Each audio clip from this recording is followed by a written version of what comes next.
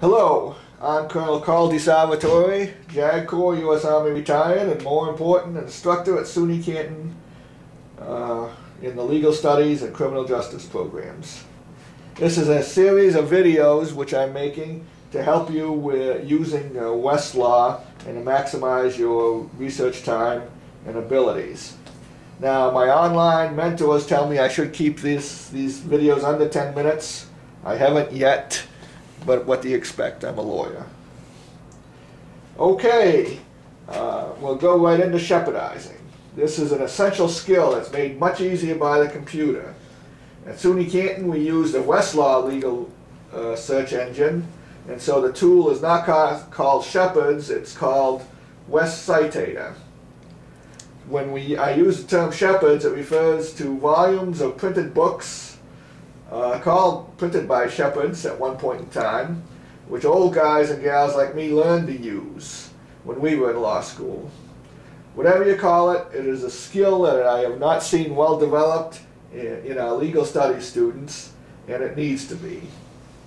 This situation has to end. This video is one of the tools I'm going to use to end it. I'm told that using videos beats putting students in the leaning rest position like we used to do at the Citadel. We'll see. I think the best way to use this particular video, is to go through it once and then open the Westlaw search page as I have it opened and split your screen, watching the video on one side or in a corner and having Westlaw open at the other, so you can see and actually practice as you go through the video.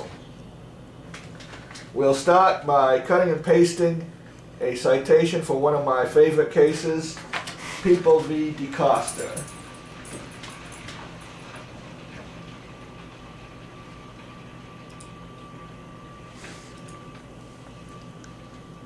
Okay, and I'm going to tell my cameraman it's important to get the whole screen on this one, because these are your commands over on the left-hand side.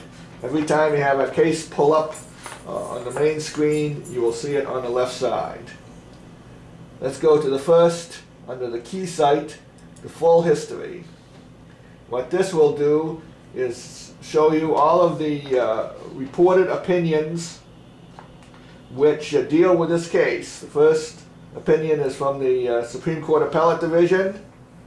The second opinion is a table citation at the New York Court of Appeals. It probably grants the appeals. And then the third decision is the case itself from the Court of Appeals.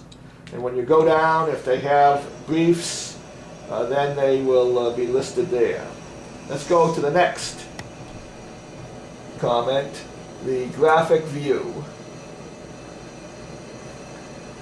Again, this is a fairly simple case, but it shows the visual impact of having a box diagram.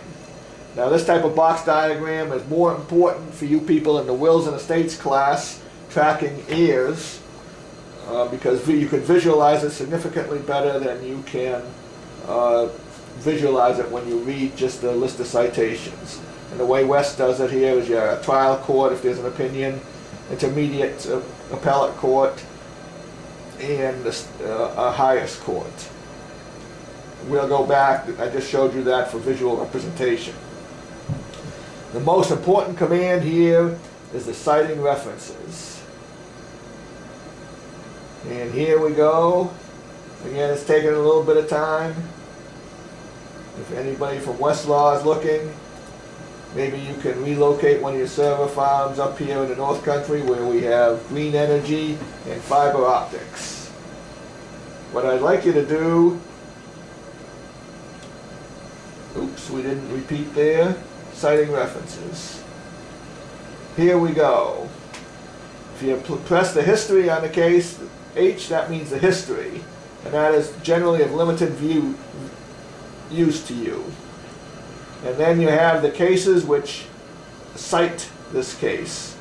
Now, People v. DeCosta is a important case dealing with causation, so we expect it would have a number of entries. And as you go down, you have the Westlaw people that show whether they have it discussed or cited. That is their opinion. Sometimes their opinion is right, sometimes it is wrong. So you need to go down there and look for cases with precedential value, and you can tell whether it has precedential value by the citation. Here we have a case, Appellate Division. Here we have a case, New York Court of Appeals. New York Court of Appeals, of course, trumps the Appellate Division. The citator also has a headnote number, so if you know the headnote of the point of law you're dealing with, you can just go look for that headnote. Now when you press the number, the case will pop up in a smaller screen, and it will pop up to the place where it actually cites the case. And here we have People v. DaCosta. They had a nice quotation from it, and they talk about again the causation, whether the facts support causation, and that's the point that the opinion court is making. Now we come down here to secondary sources. These secondary sources are legal encyclopedias and law review articles. Sometimes they are useful to you if you are researching a point of law that you're not familiar with. And since again this is a case that has precedential value, there are a fair number of secondary sources, and then throughout the country. And then below that we have the court documents, the appellate briefs for this case. Now let's try another case. Another one of my favorite cases. We're going to go back to here, and let's go to the People v. Scott. And I'm going to pull up an appellate court decision for People v. Scott. See, this cut and paste works a lot better than trying to type and making a mistake. People v. Scott. First thing you notice is 2 red flags. That's a good indication that the people from Westlaw think the case was overturned, or has a point that was overturned. So let's go down to full history and take a quick look.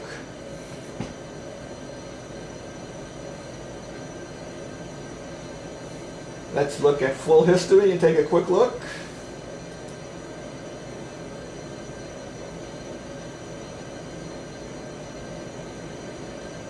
Back to the case, back to full history. However slow you may think the computer is, it beats running back and forth to the stacks. Okay, the direct history looks mighty complicated.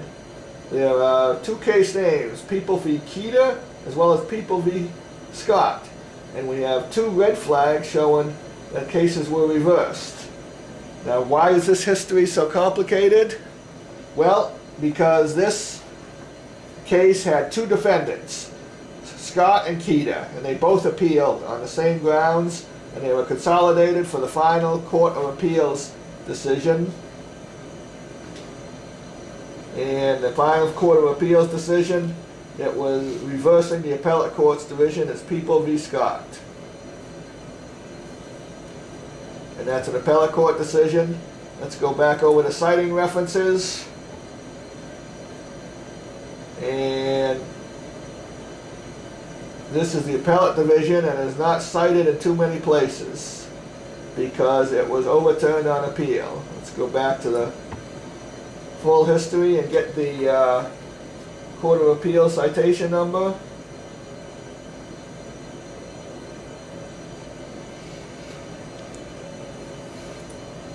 If we can.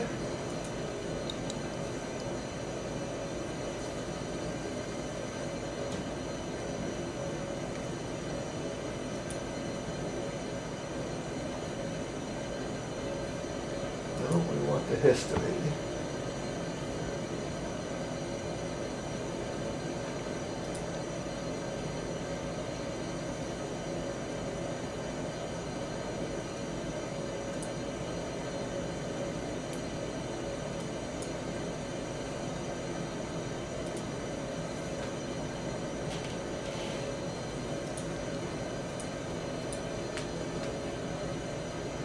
Computer is a little slow. There we go. We're going to highlight this. We're going to bust 10 minutes once again with this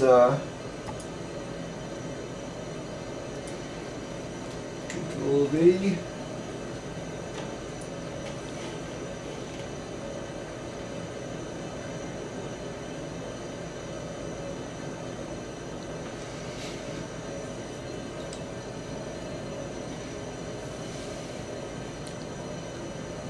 This obviously is a table decision. Let's go back.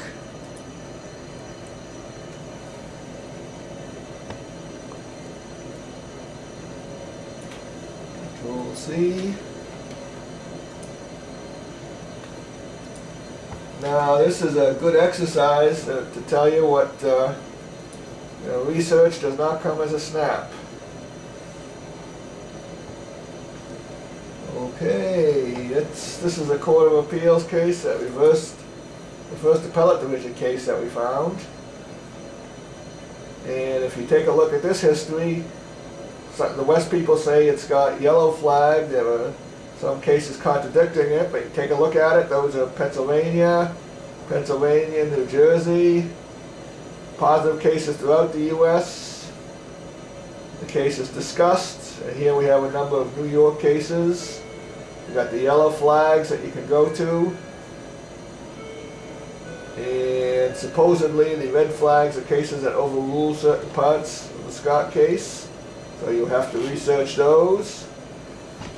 Go down to mentioned, secondary sources. As you can see, there are a significant number of citations for this case. So Shepardizing sometimes takes a considerable period of time. I'm probably busted my 10 minutes now, but I want to re-emphasize one thing and sum it up. Shepardize early and often. Once again, comments about this video can be sent to my Canton email address. And again, in closing, I say that if you think you can do better, just do it, dude and dudettes. Thank you and good studying.